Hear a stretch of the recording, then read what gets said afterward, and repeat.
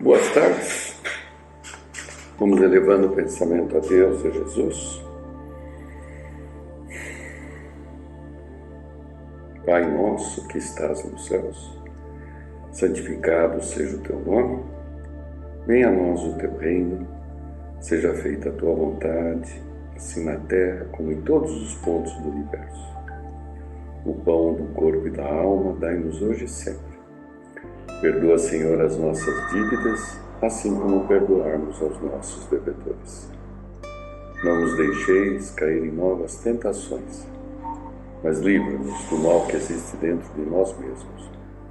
E que é teu reino, o poder, a glória, a justiça, a esperança e o amor para todos sempre. Que assim seja. Então, do Evangelho segundo o Espiritismo, servir a Deus e a Mamon.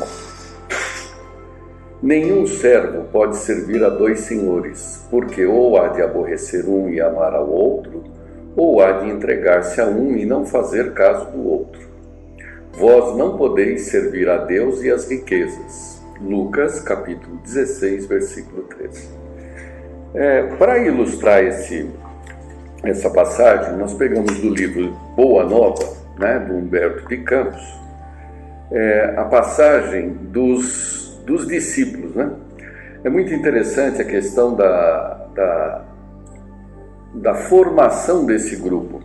E Humberto de Campos, ele teve uma condição de ser levado àquela região naquela época e poder detalhar um pouquinho mais o cotidiano de Jesus e seus discípulos, complementando até algumas informações que a história vem nos trazendo, Eu vou lendo aqui o livro e vamos tecendo alguns comentários. Os discípulos. Frequentemente era nas proximidades de Cafarnaum que o mestre reunia a grande comunidade dos seus seguidores. Numerosas pessoas o aguardavam ao longo do caminho, ansiosas por lhe ouvirem a palavra instrutiva. Não tardou, porém, que ele compusesse o seu reduzido colégio de discípulos. Depois de uma de suas pregações do novo reino, chamou os 12 companheiros que, desde então, seriam os intérpretes de suas ações e de seus ensinos. Eram eles os homens mais humildes e simples do lago de Genezaré. Se vocês entrarem no site, vocês poderão ver algumas fotos, ilustrando de como era o lugar. É um lago de água doce, em que as pessoas ali tinham como atividade principal a pesca. Pedro, André e Filipe eram filhos de Betsaida. Betsaida era uma cidade, um vilarejo pesqueiro, e justamente Betsaida significa pesca em hebraico e em aramaico. Talvez a pronúncia não seja exatamente essa. Mas quando ele fala filhos de Betsaida, é de uma cidade, é de um lugarejo. Porém, Pedro e André eram irmãos, Eram irmãos. Continuando. De onde vinham também Tiago e João. Tiago e João, descendentes de Zebedeu. Ora, Tiago e João, obviamente, também eram irmãos, Eram irmãos entre si. E, ao que parece, os mais novos, Tanto que João viveu até quase os 100 anos de idade. Levi, Tadeu e Tiago, filhos de Alfeu e sua esposa Cleofás ou Cleófas, parenta de Maria, eram nazarenos. Então eu peguei aqui o que são os nazarenos, tem no final do texto também a definição o conceito de Herculano Pires sobre o que sejam os nazarenos, mas também outra informação interessante. Levi, Tadeu e Tiago, filhos de Alfeu e sua esposa, significam então que Levi, também conhecido como Mateus, Tadeu e Tiago são irmãos, O Tadeu aqui seria o São Judas Tadeu, E eles eram nazarenos. Nazarenos, no conceito de Herculano, né, ele coloca: nome dado na antiga lei aos judeus que faziam voto por toda a vida ou por algum tempo de conservar-se em pureza perfeita. Adotavam a castidade, a abstinência de bebidas alcoólicas e não cortavam os cabelos. Sansão, Samuel e João Batista eram nazarenos. Mais tarde, os judeus deram esse nome aos primeiros cristãos, por alusão a Jesus de Nazaré. Esse foi também o nome de uma seita herética dos primeiros séculos da era cristã, que, à semelhança dos ebionitas, dos quais adotara certos princípios, misturava práticas mosaicas aos dogmas cristãos. Essa seita desapareceu no quarto século. Então vamos voltar lá ao texto, vou ler de novo. Pedro, André e Filipe eram filhos de Betsaida, de onde vinham igualmente Tiago e João, descendentes de Zebedeu. Levi ou Mateus, Tadeu e Tiago, filhos de Alfeu e sua esposa Cleófas, parenta de Maria, eram nazarenos e amavam a Jesus desde a infância, sendo muitas vezes chamados os irmãos do Senhor. Então você vai encontrar na história alguns falando em referência a irmãos de Jesus como os discípulos. Está aí a explicação de Humberto de Campos. Eram chamados irmãos do Senhor à vista de suas profundas afinidades afetivas.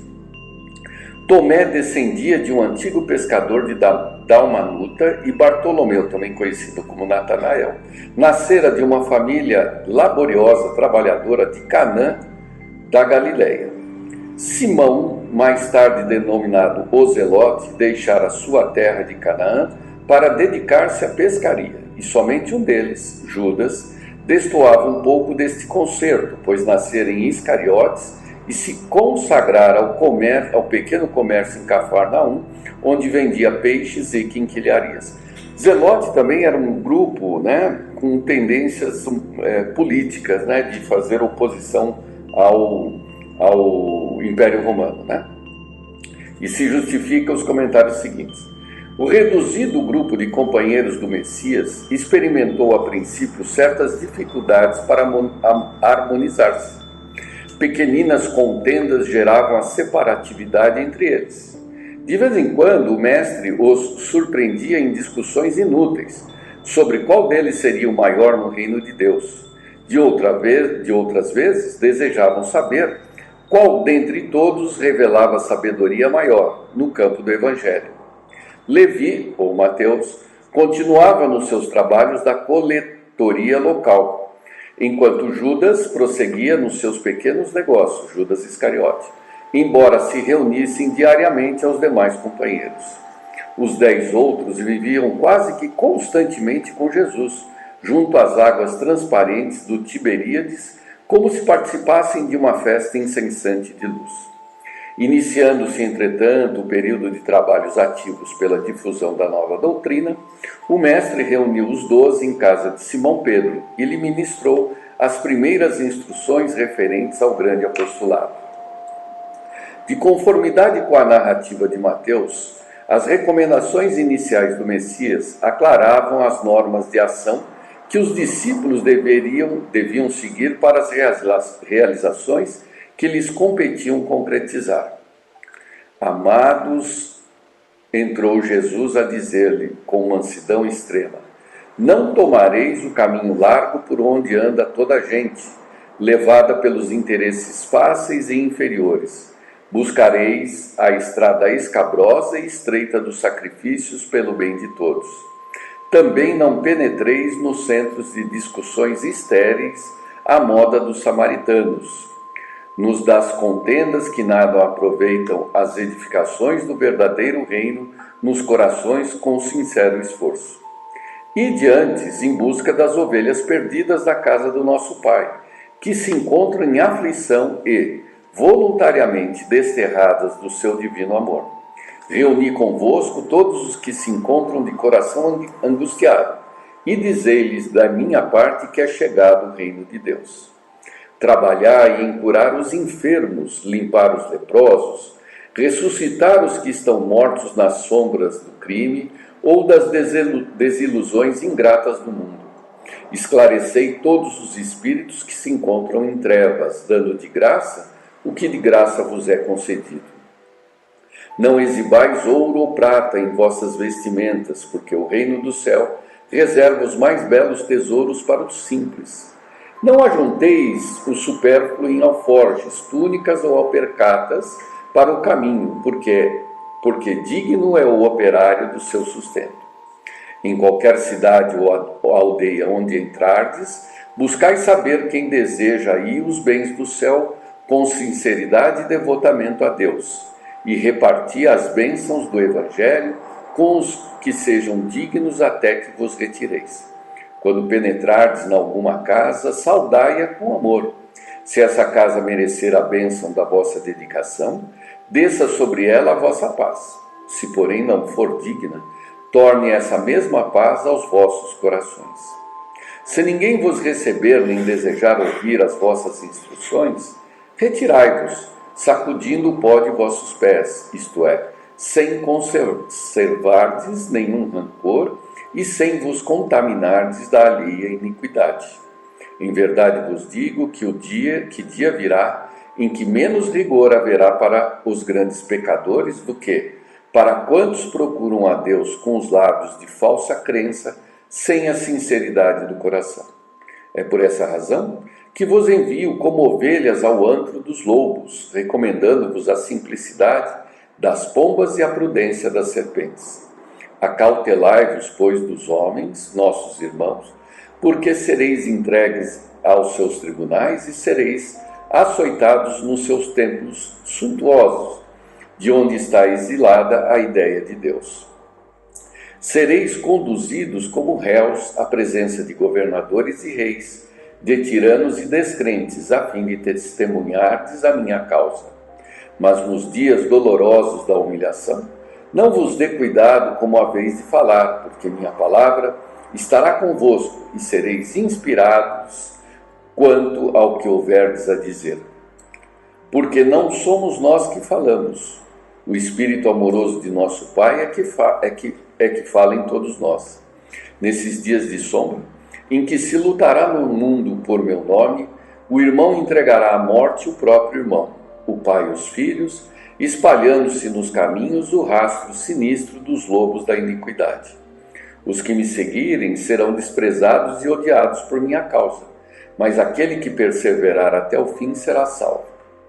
Quando, pois, fordes perseguidos numa cidade, transportai-vos para outra, porque em verdade vos afirmo que jamais estareis nos caminhos humanos, sem que vos acompanhe o meu pensamento. Se tendes de sofrer, considerai que também eu vim à terra para dar o testemunho, e não é o discípulo mais que o mestre, nem o servo mais que o seu senhor. Se o adversário da luz vai reunir contra mim as tentações e as zombarias, o ridículo e a crueldade, que não fará aos meus discípulos?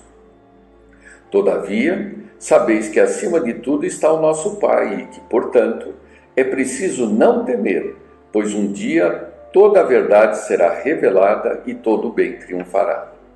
O que vos ensino em particular, difundi-o publicamente, porque o que agora escutai aos ouvidos será o objeto de vossas pregações de cima dos telhados. Trabalhai pelo reino de Deus e não temais os que matam o corpo, mas não pode aniquilar a alma. Temei antes os sentimentos malignos que mergulham o corpo e a alma no inferno da consciência. Não se vendem 2 passarinhos por um ceitil? Entretanto, nenhum deles cai dos seus ninhos sem a vontade do nosso Pai. Até mesmo os cabelos de nossas cabeças estão contados. Não temais, pois porque um homem vale mais que muitos passarinhos.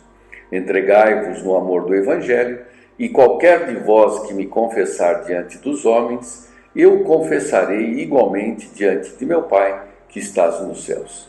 Esse é o nosso roteiro. Não somos discípulos contemporâneos de Jesus, mas estamos tentando seguir as suas palavras, e esse é o seu roteiro, principalmente para os dias de hoje. E aí vem o fechamento, né? As recomendações de Jesus foram ouvidas ainda por algum tempo, e terminada a sua alocação, no semblante de todos perpassava a nota íntima da alegria e da esperança. Os apóstolos queriam contemplar o glorioso porvir do Evangelho, do reino e estremeciam do júbilo de seus corações. Foi quando Judas Iscariote, como que despertando, antes de todos os companheiros, daquelas profundas emoções de encantamento, se adiantou para o Messias, declarando em termos respeitosos e resolutos: Senhor, os vossos planos são justos e preciosos. Entretanto, é razoável considerarmos que nada podemos edificar sem a contribuição de algum dinheiro. Jesus contemplou serenamente e redarguiu: será que Deus precisou das riquezas precárias para construir as belezas do mundo? Em mãos que saibam dominá-lo, o dinheiro é um instrumento útil, mas nunca será tudo, porque acima dos tesouros perecíveis está o amor com seus infinitos recursos. Em meio da surpresa geral, Jesus, depois de uma pausa, continuou: no entanto, Judas, embora eu não tenha qualquer moeda do mundo, não posso desprezar o primeiro alvitre dos que contribuirão comigo para a edificação do reino de meu Pai, no espírito das criaturas. Põe em prática a tua lembrança, mas tem cuidado com a tentação das posses materiais. Organiza a tua bolsa de cooperação e guarda-a contigo. Nunca, porém, procures o que ultrapasse o necessário. Ali mesmo, pretextando a necessidade de incentivar os movimentos iniciais da grande causa, o filho de Iscariotes fez a primeira coleta entre os discípulos. Todas as possibilidades eram mínimas, mas alguns pobres denários foram recolhidos com interesse. O mestre observava a execução daquela primeira providência com um sorriso cheio de apreensões, enquanto Judas guardava cuidadosamente o fruto modesto de sua lembrança material. Em seguida, apresentando a Jesus a bolsa minúscula que se perdia nas dobras de sua túnica, exclamou satisfeito: Senhor, a bolsa é pequenina, mas constitui o primeiro passo para que se possa realizar alguma coisa. Jesus fitou-o serenamente e retrucou em tom profético: sim, Judas, a bolsa é pequenininha, contudo, permita a Deus que nunca sucumbas ao seu peso. Essa lição, né, ela estabelece claramente quais são os valores que Jesus nos trouxe, né? A necessidade material deve se restringir àquela das nossas condições mais básicas, né? Porém, a obra do amor, da espiritualidade, né, da evolução, ela vai além, né? Ela vai muito além. Os recursos, eles brotam. Quem conhece a casa de Fabiano há décadas, no tempo do seu Zezinho, sabe que toda esta obra construída, todos os bens que a casa de Fabiano dispõe, foram obtidos por doações de todos que passaram pela casa, sem que houvesse a menor preocupação sobre o que, como seriam obtidos os recursos, né? Eram vésperas de distribuição de Natal e as sacolinhas ainda estavam vazias, né? A gente ia falar com o seu Zezinho e ele falava: confiança, confiança. A gente acabava de sair da sala dele, chegava alguém com um caminhão de arroz, de mantimentos, e assim sempre foi a casa. Por isso que ela sempre se destacou dentro dos nossos conhecimentos, inclusive em relação às demais da própria doutrina, né? Isso serve para todo esse texto e todas essas reflexões, servem não para que a gente aponte para o outro, né? Mas que a gente reforce as próprias convicções, né? Se nós temos algumas ideias, alguns aprendizados, e às vezes titubeamos pelas posições distintas da nossa, uma mensagem dessa, uma lição dessa, faz com que a gente tenha mais segurança própria de manter as próprias ideias, desde que pautadas no Evangelho. Uma boa semana a todos. Até sábado que vem.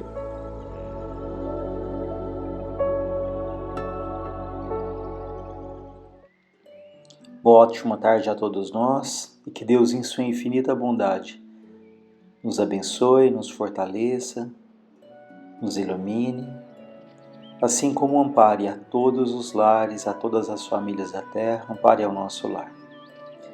Hoje nós trouxemos do livro Consolador, que são mensagens de Emmanuel, algumas perguntas que tratam da questão da saúde, da relação da saúde física e da saúde do espírito também.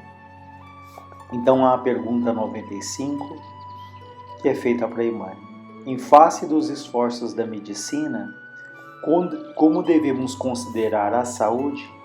A resposta: para o homem da terra, a saúde pode significar o equilíbrio perfeito dos órgãos materiais.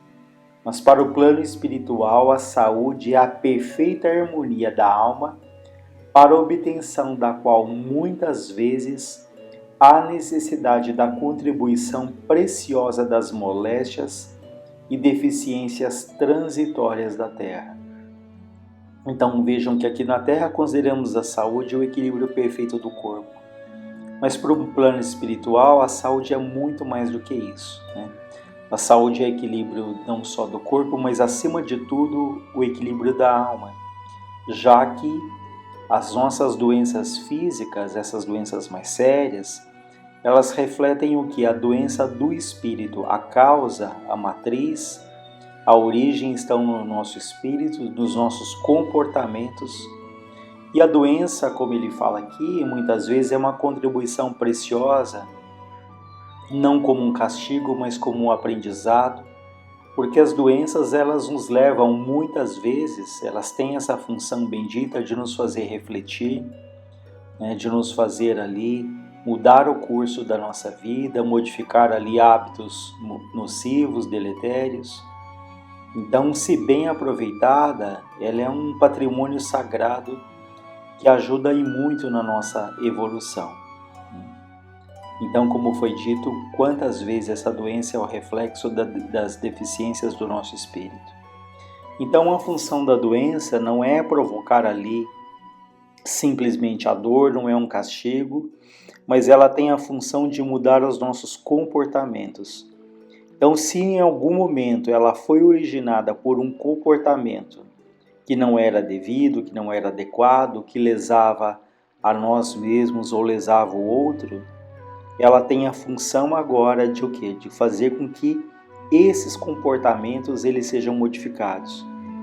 Por isso é que, mais do que a cura do corpo, é fundamental essa mudança gradativa do nosso comportamento, porque aquele ditado grego que diz mente sã, corpo são, mens sana, corpore sana, ou seja, é a cura da mente que vai refletir a cura do nosso corpo, porque se a nossa mente está sã, naturalmente o nosso corpo também estará. A outra pergunta 96. Toda moléstia do corpo tem ascendentes espirituais, tem origem no espírito? A resposta: as chagas da alma se manifestam através do envoltório humano. O corpo doente reflete o panorama interior do espírito enfermo. A patogenia é um conjunto de inferioridades do aparelho psíquico. E é ainda na alma que reside a fonte primária de todos os recursos medicamentosos definitivos. A assistência farmacêutica do mundo não pode remover as causas transcendentes do caráter mórbido dos indivíduos.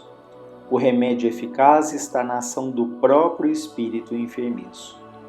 Podemos argumentar que as injeções e os comprimidos suprimem a dor, tiram a dor. Todavia, o mal ressurgirá mais tarde nas células do corpo.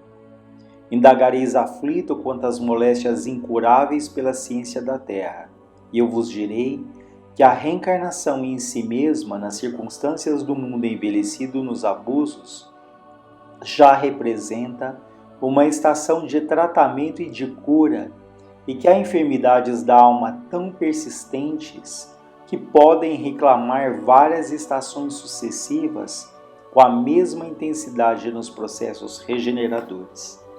Então ele diz que a origem, né, a matriz, reforçando aquilo que comentamos agora há pouco, das doenças, né, mais sérias, elas residem de fato no nosso espírito, e é também no espírito que vamos ter ali a cura definitiva.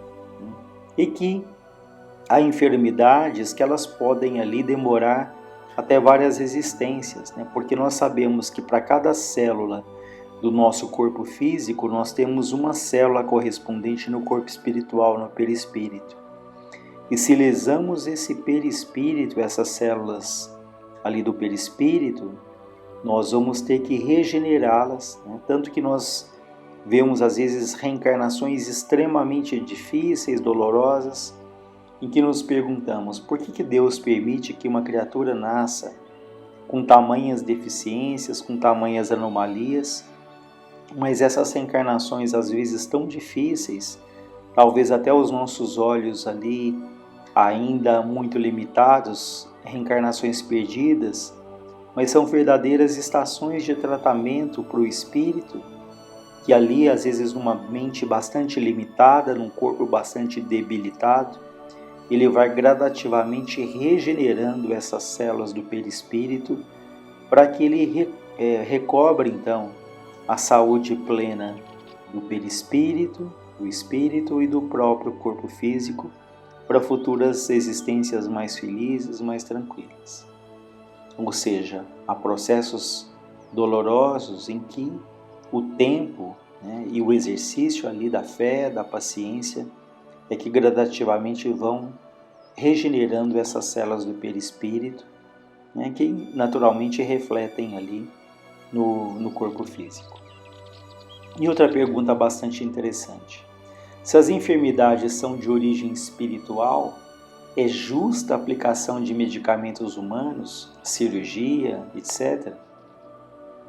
Ou seja, se a origem dessas doenças é no espírito, sobretudo essas doenças mais sérias, devemos recorrer à medicina, aos medicamentos, às cirurgias? A resposta: o homem deve mobilizar todos os recursos ao seu alcance em favor do seu equilíbrio orgânico. Por muito tempo ainda, a humanidade não poderá prescindir da contribuição do clínico, do cirurgião e do farmacêutico, missionários do bem coletivo. Então, durante muito tempo ainda, a humanidade ela não pode abrir mão, ela vai precisar, como precisa muito, do clínico, do cirurgião, do farmacêutico, enfim, dos profissionais de saúde que tanto nos auxiliam, que tem ali um verdadeiro sacerdócio aqui na Terra, nessa missão, né, tão nobre de ajudar ali a curar as enfermidades, ou de aliviar as dores, quando isso não for possível.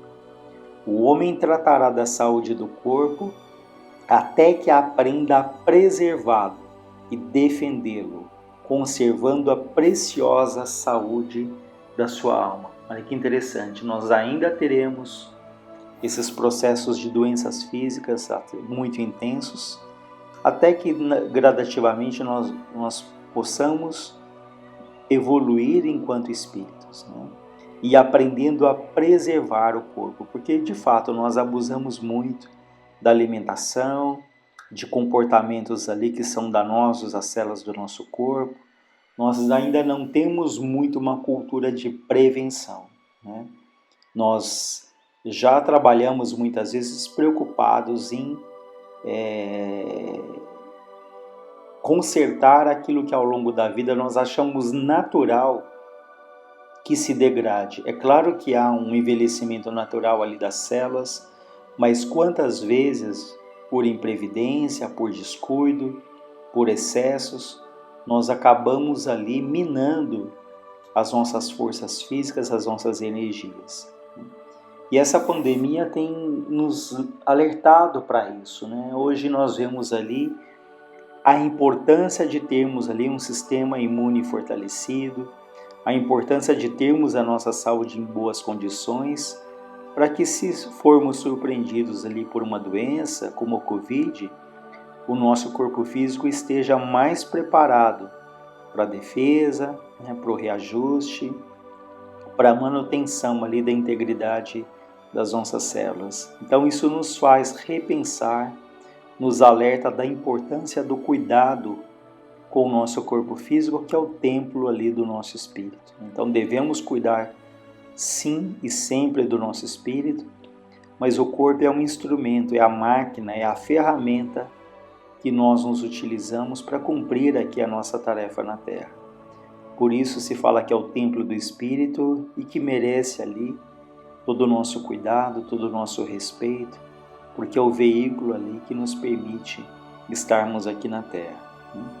Então nós de maneira nenhuma podemos abandonar ali os tratamentos médicos, né? Nós temos a obrigação de cuidar ali do nosso corpo e a obrigação de recorrer sim, sempre que necessário, os benefícios da ciência, da tecnologia, que cada vez aumenta mais, né, trazendo ali em muitas doenças antes incuráveis, né, a cura, enquanto outras doenças vão surgindo, mas temos hoje um progresso enorme que traz ali mais comodidade, né, mais benefícios para a nossa qualidade de vida.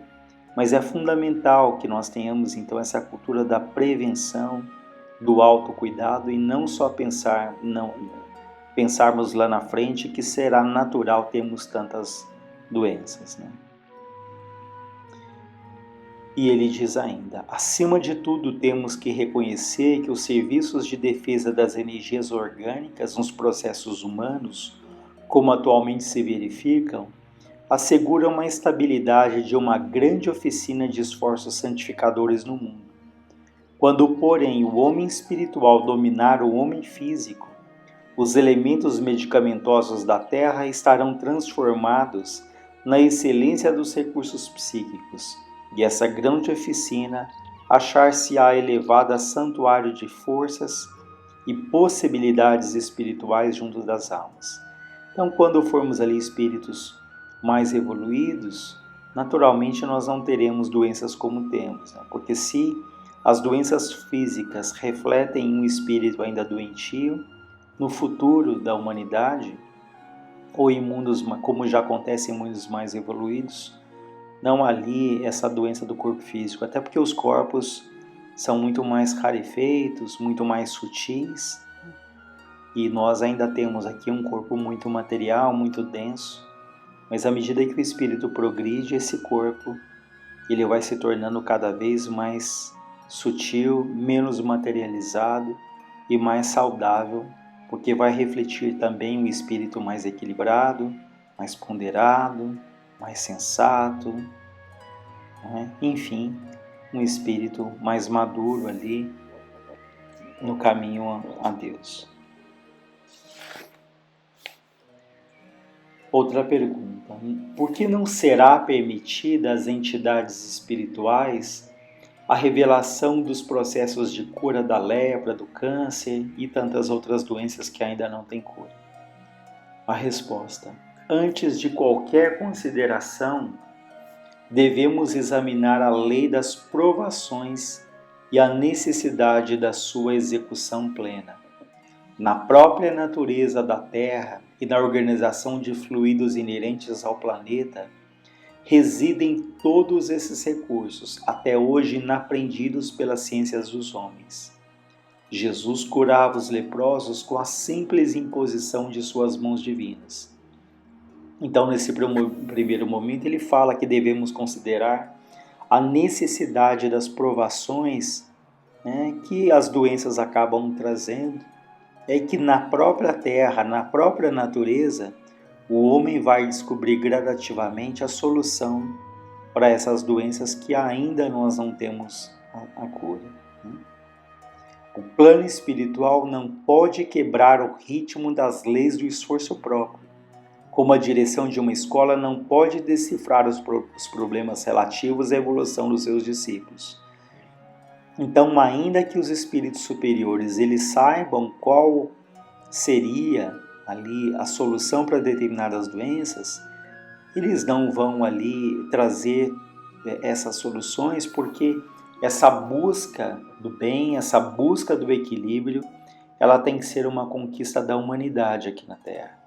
E nessa busca pela saúde, nessa busca pelo bem-estar, nós vamos crescendo, isso vai nos tirando da zona de conforto. E essa dor que tantas vezes machuca, que tantas vezes traz ali o desconforto, quantas vezes uma doença nos leva a sermos mais humildes, nos levam a buscar a Deus, nos levam a perceber que nós não somos ali donos de tudo, que não temos o poder sobre tudo. Então a doença nos leva a buscar a ajuda de outras pessoas, a percebermos que precisamos sim uns dos outros. Então quantas vezes trazemos um orgulho, uma vaidade tão exagerados e que a doença nos faz ali, dobrar os nossos joelhos e temos ali um pouco mais de simplicidade, reconhecendo que apesar de termos às vezes tanto na vida do ponto de vista material, podemos ter todo o conforto, tudo aquilo que ambicionamos, mas se nós não temos a saúde, isso pouco adianta, não é? Porque sem a saúde nós não podemos usufruir nada, às vezes do muito que foi ali acumulado ao longo do tempo. Então a saúde, quando bem compreendida, ela traz ali profundos benefícios ali para o espírito, que encontra nela não um castigo de Deus, mas encontra uma fonte de aprendizado. Tanto que há pessoas que falam que depois ali de processos difíceis começaram a valorizar muito mais as pequenas coisas, o próprio ato da respiração, que é um ato tão mecânico, mas quem tem ali um enfisema pulmonar, quem tem ali uma asma mais aguda, fala o quão é bom respirar, aquilo que para muitos é um ato automático, mas quando nos vemos privados ali de uma respiração saudável, de encher os pulmões de ar, nós pensamos como é bom a respiração, como é bom termos ali a saúde, mas em tantas situações só valorizamos quando não a temos, quando a perdemos, porque quando tínhamos ali a saúde plena, nós simplesmente não cuidamos, achando que nada, nem o tempo às vezes, poderia nos colocar em uma situação de debilidade das forças ali orgânicas. E ele continua dizendo: além de tudo, a doença incurável traz consigo profundos benefícios. Que seria das criaturas terrestres sem as moléstias dolorosas que lhe apodrecem a vaidade?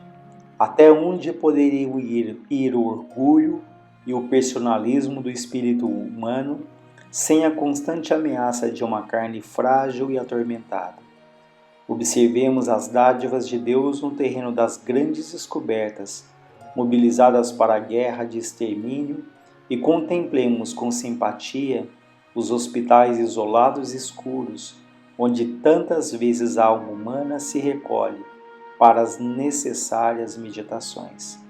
Então, quantas vezes ali num leito de hospital, onde há ali uma solidão, mas é o que ele fala, muitas vezes a alma ali se recolhe para as necessárias meditações. E há relatos que falam que nos hospitais, quanto amparo, quanta ajuda, é como se existisse um hospital paralelo. Numa sala de cirurgia, quando o médico entra ali, numa cirurgia às vezes delicada, quantos espíritos estão ali intuindo, ajudando, médicos, enfermeiros, socorrendo, amparando, sempre de acordo com a necessidade e com o merecimento de cada um. Tanto que a gente sempre lembra que quando Jesus veio à Terra, ele não curou todos, Ele curou alguns, mas outros não. Por que alguns sim, outros não? Alguns seriam privilegiados, alguns seriam preferidos por Jesus? De maneira alguma. Aqueles que foram curados já estavam ali num fim de prova. Tanto que Jesus diz: vá, a tua fé te salvou. Ou seja, era a fé da pessoa, era a conquista dela. E Jesus completava dizendo: vá e não peques mais, e não erres mais, Porque se aquela doença foi provocada, se ela tem a sua origem num comportamento inadequado, se aquele espírito, depois de curado, voltasse a incorrer nos mesmos erros, ele poderia ali ficar doente novamente. Por isso que Jesus dizia, vá, tua fé te salvou, e não erres mais. Nós vamos encerrando aqui em função do tempo, sempre gratos a Deus, a Jesus, que luz se faça sempre, em todos os lares, em todos os hospitais, que Jesus abençoe todos os médicos, todos os enfermeiros da terra. Pai nosso que estais nos céus, está em toda parte, santificado seja o vosso nome. Venha a nós o vosso reino de amor e de bondade infinita. Seja feita a vossa vontade soberana, justa, na terra como ela é feita nos céus. O pão nosso de cada dia dai-nos hoje. Perdoa, Senhor, as nossas dívidas, assim como perdoamos os nossos devedores. Não deixe, Pai, cairmos em tentações e novos erros, mas livra-nos de todos os males. Que assim seja, graças a Deus, graças a Jesus.